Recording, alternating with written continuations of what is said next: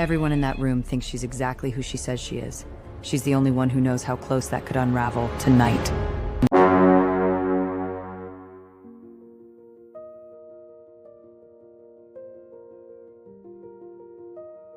She built the campaign everyone is praising tonight. So why does her stomach tighten every time someone says her name? She rehearses her own success story like a stranger's script, word for word, in case someone asks how she really did it. Promotions, client wins, a wall of proof. None of it seems to reach the part of her that still expects to be found out. In the room, people are clapping.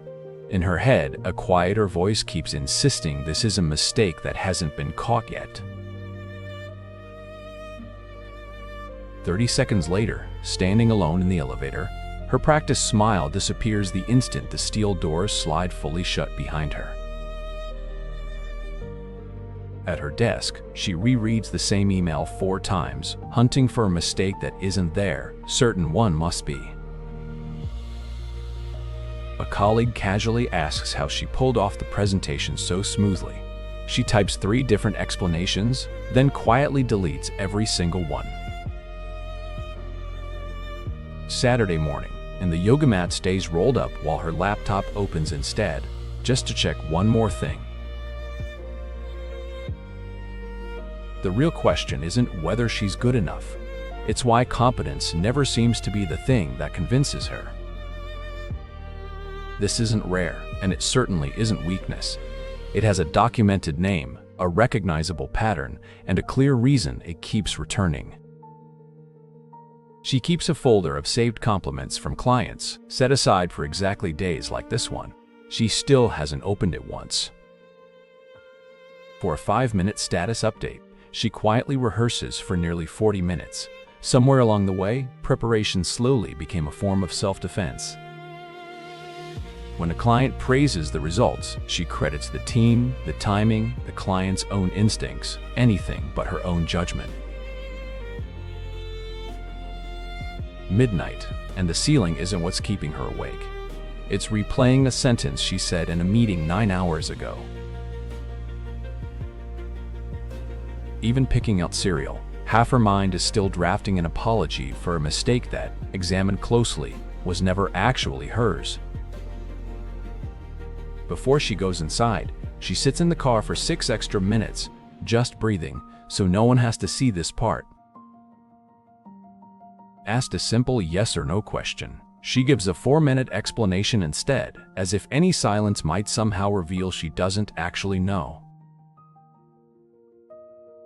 A manager sends genuine praise in writing. It sits unread for 3 days, as if reading it might make it undeniable. On the drive home, she rehearses the conversation where they finally tell her it was a fluke. It hasn't happened. She's ready anyway. Her friend notices before she does, the tight smile, the second refill of coffee she doesn't actually want to drink.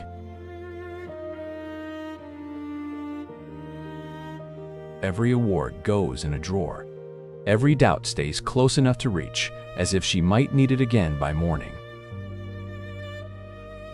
This is where the symptoms live, not in one dramatic moment, but in dozens of small, private ones repeating quietly. Researchers named this pattern decades ago. Highly competent people who privately attribute their own success to luck, timing, or other people's effort. Success quietly gets filed under luck. Failure gets filed under truth. Over time, that lopsided filing system itself slowly becomes the real problem. For many, the pattern starts early, environments where simply being good wasn't enough, and only being the very best reliably earned any notice. She measures her own private uncertainty against everyone else's confident exterior, forgetting that visible confidence, too, can often be its own quiet performance. Overworking briefly quiets the fear. That relief, mistaken for proof the fear was right, only teaches her to work harder next time. Paradoxically, each promotion raises the stakes instead of settling them, as if visibility only increases the odds of being caught.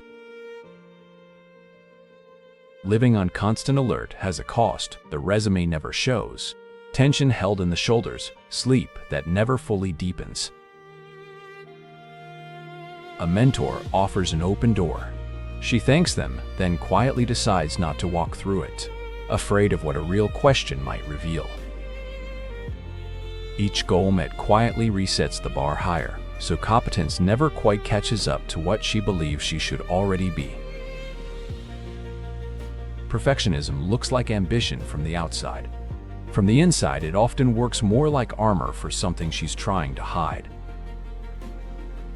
Before a big presentation, her hands go cold and her pulse quickens, a body responding to a threat that isn't actually there. When someone says "great work," a quiet internal voice is already offering an alternate explanation before the sentence even ends.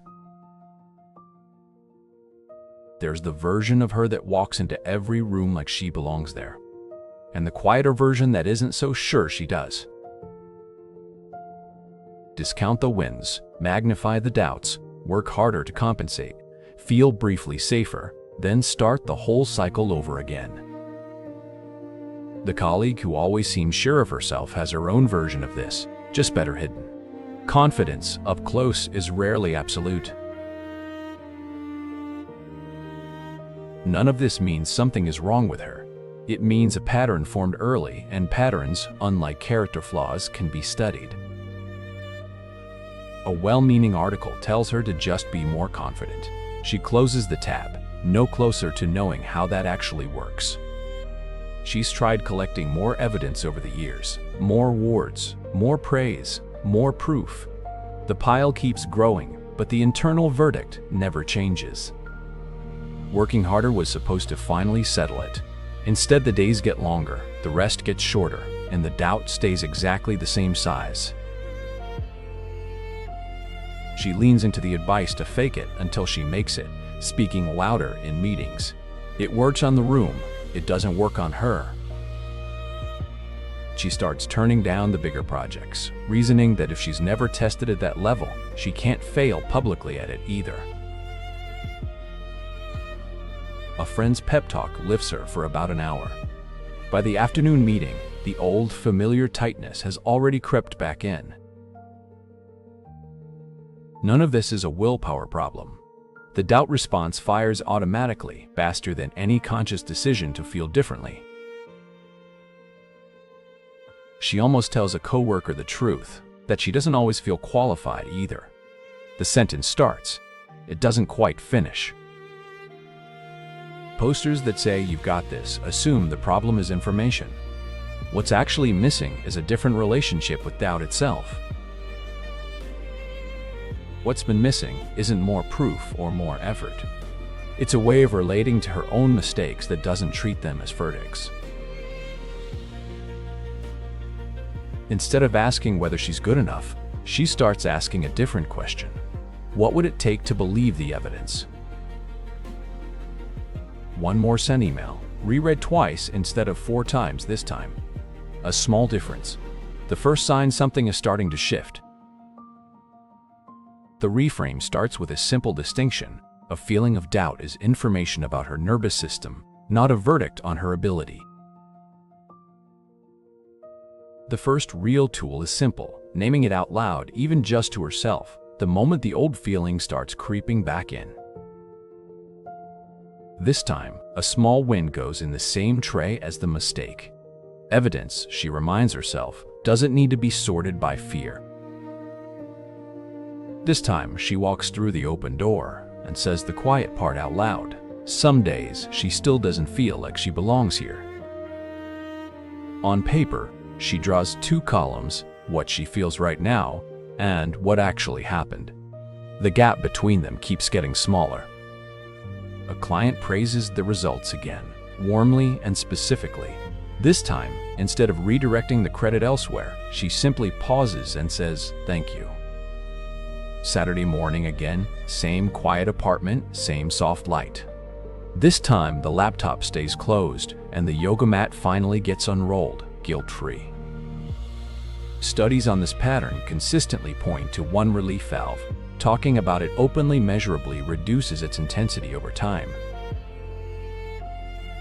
competence, she starts to realize, was never about knowing everything. It was always about how quickly she could learn what she didn't.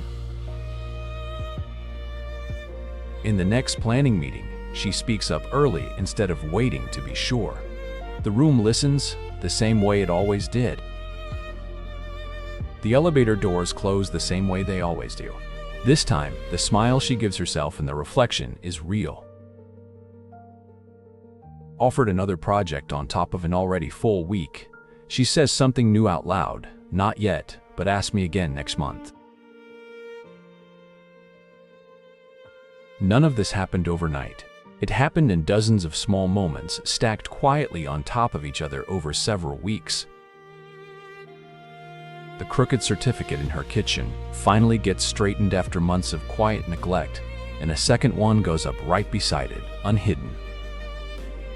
She takes the stairs instead of the elevator this time, not to avoid anyone, just because she finally likes the quiet of her own thoughts. Naming the feeling, separating it from fact, letting the proof stay visible. None of it erased the doubt completely, but it stopped running the show. Same glass-walled room, same kind of applause waiting on the other side of the door. This time, she doesn't hesitate before walking in. That folder of saved compliments finally gets opened, not for reassurance this time, just because she's genuinely curious what's in it. When a newer colleague admits she feels like a fraud, Dana doesn't offer a slogan. She just says, yes, and it gets quieter with practice. The old feeling still visits, sometimes uninvited. It just doesn't get to run the meeting anymore. It sits quietly in the back row now. Walking home, she isn't rehearsing anything. Not an explanation, not a defense, just the ordinary, unremarkable quiet of an evening. The journal that once sat closed for months now has pages filled, evidence not of perfection, but of someone still learning and staying anyway. If this documentary put words to something you've quietly carried, that recognition is worth sharing. Like this video, leave a comment, share it with someone, and subscribe for more.